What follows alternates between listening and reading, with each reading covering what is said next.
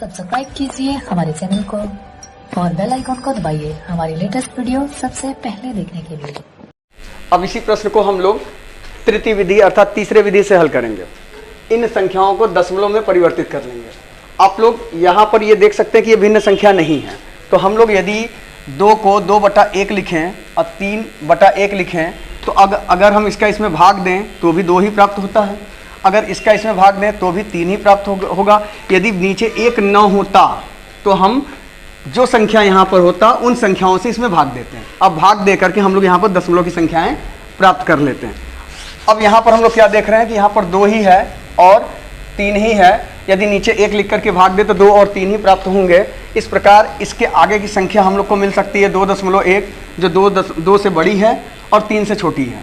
इसके आगे की संख्या होगा 2.2, इसके आगे की संख्या होगा 2.3। हमें 3 ही परिमेय संख्या निकालने के लिए दिया गया है। हम लोग देख क्या रहे हैं कि ये 2.1, 2.2, 2.3 2 से बड़ी संख्याएं हैं और 3 से छोटी संख्या हैं। तो हम क्या लिख सकते हैं, 2 तथा 3 के बीच की 3 परिमेय संख्याएं।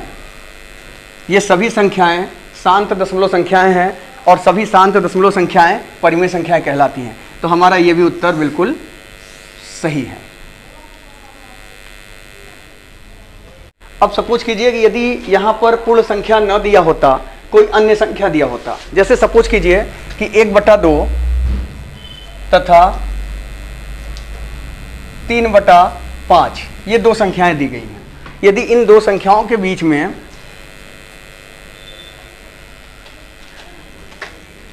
तीन परिमेय संख्याएं ज्ञात करनी है तो हम करेंगे क्या, सबसे पहले 1/2 को यहाँ पर लिख करके इससे इसमें भाग दे देंगे। हम लोग देखते क्या है कि 2 से जैसे ही 1 में भाग देंगे ये आ जाता है 0.5। आपको भाग देना आता होगा, यदि नहीं आता है तो आप चेक कर सकते हैं। 2 से 1 में भाग देंगे तो ये इससे संख्या छोटी है इसलिए 0 बार ले जाएंगे। यहाँ बचेगा 1, यहाँ दशमलव लगा करके यहाँ पर 0 बढ़ा लेंगे। 2 5 10। इस प्रकार हमें क्या मिल गया, 0.5।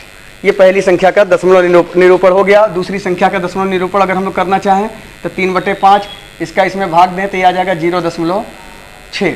इसको भी आप चेक कर लीजिए। 5 से 3 में भाग देंगे 0 बार जाएगा, 3 आएगा, दशमलव लगा के 0 बढ़ाएंगे 6 बार जाएगा, 5 6 के 30, ये आ गया 0.6।